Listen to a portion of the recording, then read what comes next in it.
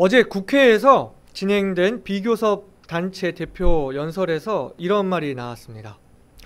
공무원이 꾸민 나라에는 희망이 없다 라고 말하면서 세계적인 투자자 짐 로저스는 10대의 꿈이 공무원인 나라에는 투자할 매력이 없다고 했으며, 현재 우리나라는 한국에서 공무원 되는 것이 하버드 입학보다 어렵다는 냉소를 받고 있다는 지적을 했습니다. 여러 가지 꿈도 없이, 아니 어쩌면 꿈을 포기하고 이 위험에 도전하기를 두려워하고 안정적인 직장을 찾고자 하는 오늘날 젊은 세대의 모습이 적나라하게 드러나는 말인 것 같습니다. 정말로 그렇습니다. 현재 취업 준비생의 40%가 공시생이라고 합니다. 오늘날 많은 젊은이들이 자신의 적성이나 전공과는 상관없이 안정적인 직장과 연금을 원해서 어떠한 전문 분야나 중소기업, 특수직보다는 공공기업이나 구급 공무원으로 지원하고 있는 것이 현실입니다. 실제로 제가 본 사람들만 해도 우리나라에서 내놓으라고 하는 그런 손에 꼽는 인류 대학에 다니면서도 졸업하면 이후에 무엇을 해야 할지 아직 결정하지 못한 청년들이 많은 것을 보게 됩니다. 우리는 지난 시간 설교들을 통해서 내 안에 예수 그리스도께서 계신 것이 복이라는 것, 그리고 주님께서 내게 주시는 사역이 은혜라는 것을 이야기하면서 바로 우리가 하나님이 주시는 놀라운 축복과 은혜들을 누리고 있는 사람들이라는 것을 생각을 해봤습니다. 구원받은 그리스도인에게 주어지는 이 마음의 평안, 주님께서 내 안에 계시고 주님께서 나를 용서하신 그 은혜에 대한 감사, 이 모든 것들을 누리는 삶, 얼마나 감사하고 귀한 것입니까? 그러나 과연 그리스도인의 삶이 이뿐인 것일까요?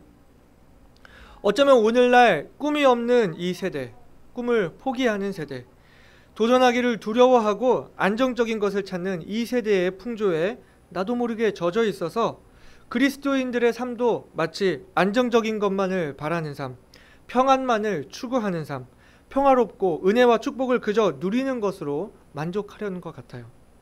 도전하지 않는 그리스도인, 목표가 없는 그리스도인, 그리스도인으로서의 꿈도 없는 건 아닌지, 아니 어쩌면 그리스도인으로서의 꿈도 너무나 쉽게 포기하게 되는 것은 아닌지 생각해 보게 됩니다. 여러분, 그리스도인으로서 꿈을 가지고 계신가요? 여러분은 그리스도인으로서 어떤 영적인 목표들을 가지고 계시나요? 내 인생의 목표와 계획, 또 금전적인 이런 계획들은 장기 계획, 중기 계획, 단기 계획으로 철저하게 짜고 그렇게 준비를 하실 텐데요. 그만큼 그리스도인으로서는 어떠한 영적인 계획들을 세우고 계시나요? 우리가 그리스도인이라고 한다면, 하나님의 생명을 가진 새로운 피조물이라고 한다면, 이제는 그리스도인으로서 인생을 살아가는 새로운 목적과 내 삶의 새로운 목표, 새로운 장기, 단기적인 계획을 세우고 살아가야 한다고 저는 믿습니다. 구원은 패키지 선물이라고 했는데요. 주님께서 주신 구원에 감사하여 살아갈 뿐만 아니라, 물론 감사하는 것도 중요하지만 이제는 더 나아가서 그 이름에 걸맞는 새로운 삶의 방향으로 내 인생이 재설정되어야 한다는 것입니다. 그렇다면 우리가 어떻게 그리스도인으로서 영적인 목표와 계획들을 세우고 살아갈 수 있을까요? 결론부터 이야기하자면 나를 향한 하나님의 계획이 있다는 것을 알아야 합니다. 주님께서 우리를 구원하시고 자녀 삼아 주실 때, 우리를 거듭나게 해주실 때, 이전 것은 지나가고 새로운 피조물이라 하셨을 때에 하나님께서는 구원받은 자녀를 향한 새로운 목적과 새로운 계획을 가지고 계신다는 것입니다. 우리 다 같이 에베소서 1장 말씀을 같이 찾아서 보시겠습니다. 우리가 지난 주일에도 같이 나누었던 말씀인데요. 에베소서 1장 3절부터 12절까지에 있는 말씀입니다. 제가 읽겠습니다. 찬송하리로다. 하나님 곧 우리 주 예수 그리스도의 아버지께서 그리스도 안에서 하늘에 속한 모든 신령한 복으로 우리에게 복 주시되, 곧 창세전에 그리스도 안에서 우리를 택하사 우리로 사랑 안에서 그 앞에 거룩하고 흠이 없게 하시려고 그 기쁘신 뜻대로 우리를 예정하사 예수 그리스도로 말미암아 자기의 아들들이 되게 하셨으니, 이는 그의 사랑하시는 자 안에서 우리에게 거저 주시는 바 그의 은혜의 영광을 찬미하게 하려는 것이라. 우리가 그리스도 안에서 그의 은혜의 풍성함을 따라 그의 피로 말미암아 구속 곧 죄사함을 받았으니 이는 그가 모든 지혜와 총명으로 우리에게 넘치게 하사 그 뜻의 비밀을 우리에게 알리셨으니 곧 그 기쁘심을 따라 그리스도 안에서 때가 찬 경륜을 위하여 예정하신 것이니 하늘에 있는 것이나 땅에 있는 것이 다 그리스도 안에서 통일되게 하려 하심이라. 모든 일을 그 마음의 원대로 역사하시는 자의 뜻을 따라 우리가 예정을 입어 그 안에서 기업이 되었으니 이는 그리스도 안에서 전부터 바라던 우리로 그의 영광의 찬송이 되게 하려 하심이라. 아멘. 이러한 계획이 나를 향한, 주님께서 우리를 향한 계획이 언제부터 있었다고 말씀하시나요? 영원부터, 창세 전부터, 영원부터 하나님께서 가지고 계셨다고 말씀하고 있는 것입니다. 우리 에베소서 3장 8절부터 11절까지 같이 찾아서 우리가 한 목소리로 읽어보겠습니다. 한 장 넘기셔서요. 에베소서 3장 8절부터 11절까지 말씀입니다. 시작. 모든 성도 중에 지극히 작은 자보다 더 작은 나에게 이 은혜를 주신 것은 측량할 수 없는 그리스도의 풍성을 이방인에게 전하게 하시고 영원부터 만물을 창조하신 하나님 속에 감추었던 비밀의 경륜이 어떠한 것을 드러내게 하려 하심이라. 이는 이제 교회로 말미암아 하늘에서 정사와 권세들에게 하나님의 각종 지혜를 알게 하려 하심이니 곧 영원부터 우리 주 그리스도 예수 안에서 예정하신 뜻대로 하신 것이라. 아멘. 하나님께서 어떤 목적과 뜻, 그 계획을 가지고 계셨는데 그것은 예수 그리스도를 통해 우리를 자기 아들로 삼으실 거라는 계획이었고, 이제는 그 자녀들인 교회를 사용해서 주님의 일을 하시겠다고 하는 놀라운 비밀의 경륜이 있다고 하는 말씀입니다. 그렇기 때문에 하나님께서 누구를 구원하실 때에는 그 구원받은 자를 향한 하나님의 목적과 계획이 존재한다는 것입니다. 우리가 구원받은 그리스도인이라고 한다면 이제는 나를 향한 하나님의 계획이 있다는 것을 알아야 하고 그 계획이 나의 삶의 새로운 방향이 될 수 있도록 내 삶을 재조정하는 믿음이 우리에게 필요한 것입니다. 그렇다면 구체적으로 이러한 하나님의 계획에 있어서 우리가 먼저 알아야 할 것은 첫 번째로 하나님의 때가 있다는 것입니다. 오늘 본문을 같이 보실까요? 우리가 누가복음 서론에서 누가가 누가복음을 기록할 적에 역사적인 사건의 순서대로 기록하려고 노력했다는 것을 이야기했었는데요. 오늘 본문을 보게 되면 지금까지 일어나는 모든 이 사건들이 어떤 특정한 때가 계속해서 드러나고 있는 것을 볼 수가 있습니다. 먼저 오늘 본문의 57절입니다. 해산할 기한이 차서 아들을 낳으니 그랬습니다. 해산할 기한이 찼다 했습니다. 그동안 엘리사벳이 요한을 임신하고 있었던 그 10달이라는 시간, 그 10달 동안 일어났던 일들을 생각나게 하고 있습니다. 다음은 59절입니다. 아이를 낳고 8일째 되어 이 유대인으로서 할례를 행하며 이때 그 아들의 이름을 짓는 것을 보게 됩니다. 그리고 64절에 요한의 부친인 사가랴가 아들의 이름을 요한이라고 서판에 적었을 때에 그동안 그 천사의 말을 믿지 않음으로 인해서 그 불신앙으로 인하여 말하지도 못하고 듣지도 못하는 벙어리가 되었던 그가 입이 열리게 되고 하나님을 찬송하는 것을 보게 됩니다. 그리고는 사가랴의 찬양이 나오게 되는데요. 67절부터 75절까지는 이스라엘을 구원하시는 하나님을 찬양하고 있으며 또 76절부터 79절까지는 그의 아들 요한이 어떤 사람이 될 것인가에 대한 예언을 하고 있는 것을 보게 되는데요. 우리가 이 사가랴의 찬양을 주의 깊게 살펴보게 되면 67절부터 75절까지 이스라엘을 구원하시는 하나님을 찬양하면서 예로부터 선지자를 통해 말씀하셨고 그 조상 아브라함에게 하신 맹세를 기억하셨고 다윗에게 하신 언약을 기억하셔서 이제 그 백성을 돌아보사 속량하셨다고 하는 그 놀라운 하나님의 계획과 언약이 성취되는 순간임을 노래하고 있습니다. 그러면서 아들에 대해서 예언하기를 이제 예수 그리스도를 보내심으로 이 하나님의 언약이 성취되고 하나님께서 이스라엘의 구원만이 아닌 죄 사함으로 말미암는 구원을 알게 하실 것인데, 이 요한이 주 앞에 앞서가서 그 길을 예비할 것이다 이야기하고 있습니다. 그리고 마지막 80절에 이 아이가 이스라엘에게 나타나는 날까지 빈들에 있었다 이야기를 하고 있습니다. 계속해서 이 시간의 흐름 속에 하나님께서 준비하신 어떤 시간의 때가 있다는 것이 발견되지 않습니까? 이런 일반적인 시간의 흐름을 우리가 크로노스라고 말하고, 특별히 하나님께서 이렇게 계획하신 어떤 특정한 때를 가리켜서 카이로스라고 한다는 것을 여러분 많이들 들어보셨을 것입니다. 이와 같이 하나님께서 세상을 주관하시는 그 경영 속에 주님이 행하시는 어떤 특정한 때가 있다면, 우리가 해야 할 일은 먼저 시대를 읽는 눈을 가져야 한다는 것입니다. 우리 마태복음 16장 2절 3절입니다. 우리 주님께서 말씀하시기를, 예수께서 대답하여 가라사대 너희가 저녁에 하늘이 붉으면 날이 좋겠다 하고 아침에 하늘이 붉고 흐리면 오늘은 날이 굳겠다 하나니, 너희가 천기는 분별할 줄 알면서 시대의 표적은 분별할 수 없느냐. 주님께서 말씀하시기를 이 시대를 분별하라고 하셨습니다. 지금이 어느 때인지, 내가 하나님의 그 위대한 섭리 가운데 어느 지점에 와 있는지 알아야 한다는 것입니다. 지금은 어느 때입니까? 예수님께서 승천하여 올라가셨고 다시 오시겠다고 약속을 하셨지만 아직 오시지는 않은 그때를 우리가 살아가고 있습니다. 하나님은 예수님이 이 땅에 다시 오실 것이며, 교회가 들림을 받을 것이며, 환난과 심판이 있을 것이며, 천년 왕국이 있을 것이고, 또 새하늘과 새 땅이 있을 것이라는 계획이 지금 이 시간뿐만 아니라 예수님이 오시고 난 그 이후의 계획까지, 모든 계획이 이미 하나님의 계획 안에 계획이 완료되어 있으십니다.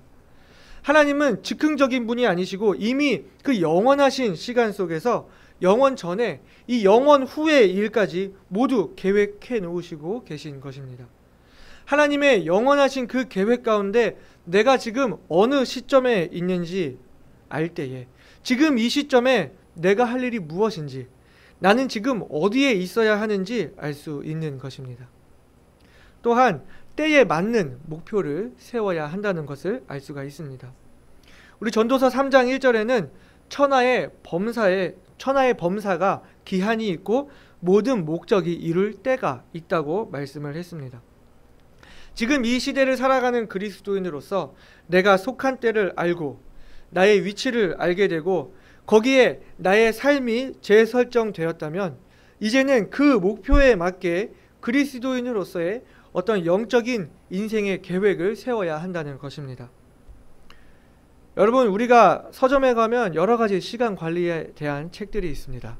또 물질 관리에 대한 책들이 있습니다. 우리가 자기의 주어진 24시간을 관리하고 또 물질을 관리하는 것을 아주 열심히 합니다.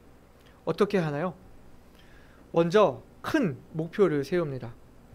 최종적으로 내가 궁극적으로 바라는 나의 어떤 목표가 무엇인지, 내가 어떤 사람이 될 것인지, 어떤 자금을 마련할 것인지를 세우고, 그것에 대해서 10년 후의 목표, 20년 후의 목표, 30년 후의 목표, 그래서 올해 내가 이루어야 하는 계획들을 세웁니다. 올해 내가 무엇을 해야 하는지, 그래서 이번 달은 무엇을 해야 하고, 이번 주는 무엇을 해야 하고, 오늘 내가 무엇을 해야 하는지 아주 철저하게 계획을 하는 것입니다. 이렇게 열심히 자기 관리는 하면서 이러한 정성만큼이나 내가 어떤 그리스도인이 될 것인지, 내가 어떤 방식으로 하나님의 계획을 성취하게 될 것인지는 계획 관리하지 않고 그저 주일에 예배 드리는 것으로 만족하고 있지는 않았는지요. 우리 전도서 3장 1절부터 11절까지 말씀 같이 찾아서 읽어보시겠습니다. 전도서 3장 1절부터 11절까지의 말씀입니다. 천하의 범사가 기한이 있고 모든 목적이 이룰 때가 있나니, 날 때가 있고 치료시킬 때가 있으며, 헐 때가 있고 세울 때가 있으며, 울 때가 있고 웃을 때가 있으며, 슬퍼할 때가 있고 춤출 때가 있으며, 돌을 던져버릴 때가 있고 돌을 거둘 때가 있으며 안을 때가 있고 안는 일을 멀리할 때가 있으며 찾을 때가 있고 잃을 때가 있으며 지킬 때가 있고 버릴 때가 있으며 찢을 때가 있고 꿰맬 때가 있으며 잠잠할 때가 있고 말할 때가 있으며 사랑할 때가 있고 미워할 때가 있으며 전쟁할 때가 있고 평화할 때가 있느니라. 일하는 자가 그 수고로 말미암아 무슨 이익이 있으랴. 하나님이 인생들에게 노고를 주사 애쓰게 하신 것을 내가 보았노라. 하나님이 모든 것을 지으시되 때를 따라 아름답게 하셨고 또 사람에게 영원을 사모하는 마음을 주셨느니라. 그러나 하나님의 하시는 일의 시종을 사람으로 측량할 수 없게 하셨도다. 아멘. 사랑하는 여러분, 우리가 하나님이 계획하신 시간 가운데 있다는 것을 기억하시기를 바랍니다. 내가 보내고 있는 이 시간이 그냥 하루하루 지나가는 것이 아니라 우리가 다 알지는 못하지만 그 하나님의 계획하신 그 시간 속에 우리가 지내고 있으며 지금 이 시간에도 하나님은 그 계획들을 진행해 가고 계시다는 사실을 기억하시기 바랍니다. 우리가 하나님의 자녀가 되었다고 할 적에 나를 향한 하나님의 계획이 있다고 했는데요. 두 번째는 우리에게 정해진 역할이 있다는 것입니다. 오늘 본문을 보게 되면 요한은 나기 전부터 그가 이루어야 할 사명을 가지고 있었던 것을 보게 됩니다. 이스라엘의 하나님께서 그 백성을 돌아보사 속량하시고 다윗의 집에 구원의 뿔을 일으키시어 모든 백성으로 원수의 손에서 건지시는 때 돋는 해가 위로부터 임하여 이제 모든 어두움과 그늘에 있는 사람들이 숨지 못하고 모두가 그 빛을 보게 되는 때 바로 우리 주님의 오심이 있기 전에 그 길을 미리 예비하는 사람들을 회개케 하고 죄사함으로 말미암는 구원을 알게 하는 너무나 중대한 선지자의 사명이 요한에게 있었던 것입니다. 하나님이 원하시는 때가 있으며 그때에 필요한 주님이 원하시는 역할이 있으며 또 주님은 원하시는 사람을 세우셔서 그 일을 하신다는 것을 알 수가 있습니다. 사랑하는 여러분, 하나님의 계획이 아직도 진행 중이라면, 하나님께서 지금도 일하고 계시다면, 하나님께서 지금도 원하시는 사람들을 사용해서 자신의 계획을 이루어가고 계시다면 우리는 생각하기를 과연 나의 역할은 무엇인가? 그리스도인으로서 내 영적 삶의 의미와 목적은 무엇인가 찾을 수 있어야 하는 것입니다. 요한이 태어난 이후에 어떻게 되었다고 이야기하고 있습니까? 오늘 본문 80절에 아이가 자라며 심령이 강하여지며 이스라엘에게 나타나는 날까지 빈들에 있으니라 말씀을 하셨습니다. 이제 주의 길을 예비하게 될 요한은 자랐고 심령이 강해졌고 하나님이 이스라엘 앞에 요한을 보내 쓰시기까지 빈들, 즉 광야에서 하나님의 때를 기다리며 준비되어졌던 것을 보게 됩니다. 이 광야가 어떤 곳입니까? 사람이 보기에는 아무것도 없는 곳이 광야입니다. 그러나 이스라엘의 역사 속에서 광야는 하나님이 이스라엘 백성들 가운데 임재하여 계셨던 곳이었습니다. 아무것도 없는 땅이었지만 하나님께 의지할 때 만나와 메추라기를 내려주셨고 하나님께 거역할 때 하나님의 진노를 받았으며 하나님을 신뢰할 때 적으로부터 승리할 수 있었던 곳, 아무것도 없는 땅이었지만 하나님이 그들과 함께 했을 때 모든 것이 있는, 그야말로 하나님이 모든 것 되시는 곳, 하나님을 만날 수 있는 곳, 하나님을 경험할 수 있는 곳, 하나님과 동행할 수 있는 곳, 하나님만 의지할 수 있는 곳이 바로 광야였습니다.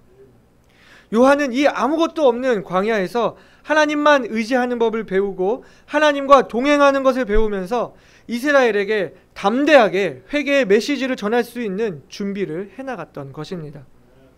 스탠바이 큐 하면 바로 나올 수 있도록 스탠바이 하고 있었다는 이야기입니다. 우리는 어떨까요? 여기 나오는 이 요한과 같이 주님께서 원하시는 때에 주님께서 원하시는 역할을 감당하는, 주님이 원하시는 사람이 되고자 하는 목표가 우리 삶의 큰 목표가 되어야 하는 것입니다. 나를 향한 주님의 계획을 알고 나의 역할이 무엇인지 찾아야 하는 것입니다. 나에게 주어진 그 역할을 감당하기 위해서 영적으로 자라야 하며 심령이 강해져야 하며 하나님이 쓰시는 일꾼으로 자신을 준비하도록 하나님과 동행하며 하나님만 의지하는 법, 하나님으로 살아가는 법을 배우고자 하는 이런 세세한 목표들이 우리에게 세워져야 한다는 것입니다. 사랑하는 성도 여러분, 우리가 어떤 그리스도인이 되어야 할지, 우리가 어떤 교회가 되어야 할지 실제적으로 중장기적인 계획, 단기적인 계획들을 세워 나가기를 바랍니다. 우리가 새로운 피조물이라고 한다면 우리에게는 이제 새로운 목적이 있다는 것을 알아야 합니다. 신분만 바뀌어 있고 내가 하는 일은 그대로일 수는 없는 것입니다. 이제는 새로운 목적과 새로운 역할이 우리에게 주어져 있다는 것을 기억하십시다. 내가 주님 앞에 할 수 있는 일이 무엇인가 찾고 그것을 목표 삼아서 실제적인 영적 삶의 계획들을 세워나가는 저와 여러분이 되시기를 바랍니다. 그리고 세 번째, 내 삶의 영적인 목표와 계획들을 세웠다면 망설임 없이 실행에 옮겨야 합니다. 여러분, 계획보다 중요한 것이 무엇이죠? 실천입니다. 아무리 멋진 목표를 세우고 완벽한 계획을 세웠다고 하더라도 실행에 옮기지 않으면 그냥 이론에 불과하게 되는 것입니다. 하나님의 자녀된 우리가 인생의 새로운 목표를 가지고 담대히 실행에 옮길 수 있는 이유는 바로 우리에게 주의 손이 함께하고 있기 때문입니다. 주의 손이 함께한다고 했을 때 주의 손이 의미하는 것은 자기 백성에게 미치는 주님의 권능과 도우심, 보호하심을 말하는 것인데요. 여기 사가랴의 아들이 요한으로 이름 지어지고 사가랴가 입을 열어서 하나님을 찬송했을 때에 그것을 듣는 모든 사람들이, 그 이야기가 전달되어서 그 이야기를 들은 모든 사람들이 요한을 가리켜서 말하기를 이 아이가 장차 어찌 될꼬 하였는데 이는 주의 손이 저와 함께 하심이라고 말씀하고 있습니다. 요한에게 하나님이 권능으로 임하셔서 요한과 함께 했기 때문에 사람들이 요한에 대해 장차 어떤 인물이 될지 경외로워하는 마음을 가졌던 것을 보게 됩니다. 왜 우리가 담대히 우리의 영적인 목적과 계획들을 실천에 옮길 수 있습니까? 우리에게 주의 손이 함께 하시기 때문입니다. 주님의 손이 우리와 함께 한다는 것은 우리가 주님의 보호를 받는다는 의미입니다. 요한복음 10장 28절에 내가 저희에게 영생을 주노니 영원히 멸망치 아니할 터이요 또 저희를 내 손에서 빼앗을 자가 없으니라. 또한 주님의 손이 우리와 함께 한다는 것은 우리가 주님께 붙들려 있다는 것. 쉽게 말해서 주님의 소유 삼으신 주님의 것이라는 이야기인데, 내가 이 주님 손에 붙들려 있듯이 내가 주님 안에서 목표로 삼았던 그 나를 향한 주님의 계획 또한 주님이 붙들고 있는 자신의 계획이시기 때문에 나의 계획이 아닌 하나님의 계획이어서 주님이 그 능력으로 주님이 행하실 것이기 때문에 우리는 그저 실천으로 옮기는 그 순종의 모습만 있으면 된다는 이야기입니다. 시편 37편 23절과 24절입니다. 여호와께서 사람의 걸음을 정하시고 그 길을 기뻐하시나니 저는 넘어지나 아주 엎드러지지 아니함은 여호와께서 손으로 붙드심이로다. 이사야 14장 24절부터 27절까지의 말씀입니다. 만군의 여호와께서 맹세하여 가라사대 나의 생각한 것이 반드시 되며 나의 경영한 것이 반드시 이루리라. 내가 아수르 사람을 나의 땅에서 파하며 나의 산에서 발 아래 밟으리니 그때에 그의 멍에가 이스라엘에게서 떠나고 그의 짐이 그들의 어깨에서 벗어질 것이라. 이것이 온 세계를 향하여 정한 경영이며 이것이 열방을 향하여 편 손이라 하셨나니 만군의 여호와께서 경영하셨은즉 누가 능히 그것을 패하며 그 손을 펴셨은즉 누가 능히 그것을 돌이키랴. 사랑하는 성도 여러분, 우리가 주님의 손 안에 있음을 믿으십니까? 내가 주님 앞에 영적인 계획을 세우고 실천해 갈 때 주님께서 기뻐하시며 그것을 이루어 주시리라는 사실을 믿으십니까? 주님의 손을 의지하고 담대히 앞으로 가는 저와 여러분이 되시기를 소망합니다. 나아가서 우리를 향한 하나님의 계획이 있음을 믿는다면, 그래서 주의 손이 우리와 함께 하심을 믿는다면 어떠한 고난도 감수해야 할 것입니다. 요한이 광야에 나가서 아무것도 없는 환경에서 하나님만을 의지하는 법을 배웠듯이 이제는 우리가 그 광야로 나가야 합니다. 나의 계획이 아닌 하나님의 계획이기 때문에, 그래서 그 계획을 하나님께서 이루실 것이기 때문에 나의 생각과 나의 판단과 나의 능력으로 살아가는 것이 아닌 하나님의 계획과 하나님의 인도하심과 하나님의 은혜로 살아가는 모습이 되어야 한다는 이야기입니다. 그것이 하나님과 동행하는 삶, 하나님의 손이 함께하는 삶인 것입니다. 사실은 고난이 아니라 은혜인 것이죠. 서두에도 이야기했지만은 오늘날 많은 그리스도인들이 영적인 비전을 갖지 못하고 도전하지 못하며 그저 하나님의 자녀 된 것만으로 안주하려는 모습들을 보이고 있는 것이 현실입니다. 실은 그것이 고난이 아니라 하나님께서 함께 하시는 은혜인데, 그것을 보지 못하고 그저 사람의 눈으로 판단해서 광야로 가기를 두려워하고 도전하기를 포기하는 많은 사람들이 있습니다. 주님 따르는 것 좋지만은 학교 성적이 없이는 안 돼. 학위 없이는 안 돼. 자격증 없으면 안 돼. 스펙 없으면 안 돼. 직장 없이는 안 돼. 재물 없이는 안 돼. 이렇게 말하는 거예요. 너무나 많은 사람들이 그리스도인으로 새롭게 거듭났다고 하면서 주님 아닌 세상의 목표들을 세우고 너무나 많은 세상의 가치들을 붙들고 내려놓지 못하는 모습, 주님이 우리에게 오늘날 요구하시는 영적인 목표들이 있는데 진작에 포기하고 도전하지 못하는 모습, 그냥 지금 이 상태에 안주하려는 모습, 삶 속에서 그리스도를 드러내 보이려고 하지 못하고 세상에 나가서 주님을 증거하기를 도전하지 못하고 영적인 싸움을 싸우려고 하지 않고 주일날 교회 안에서만 신실한 크리스찬이고 교회 밖에서는 세상 사람들과 다른 모습이 없는 이러한 모습들이 바로 우리들의 모습은 아닌지 돌아보아야 하는 것입니다. 광야를 은혜로 보지 못하고 고난으로 보는 거예요.